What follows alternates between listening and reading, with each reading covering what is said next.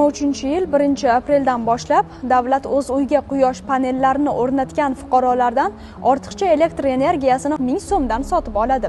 Bu borada Quyoshli xonadon dasturi e'lon qilindi.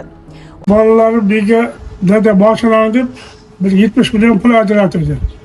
Bolalar bega bu boshida kerak emas.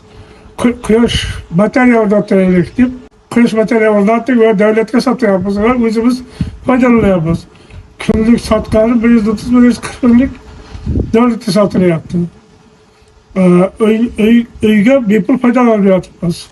Demak, uyingizga o'rnatilgan quyosh panellari sizga yetadigan ko'proq elektr energiyasini ishlab chiqarsa, davlat uni kafolatli ravishda sotib oladi. Buning uchun quyosh paneli raqamli hisoblagichga ulanadi va davlat bilan o'rtangizdagi hisob-kitoblar avtomatik ravishda ro'y beradi.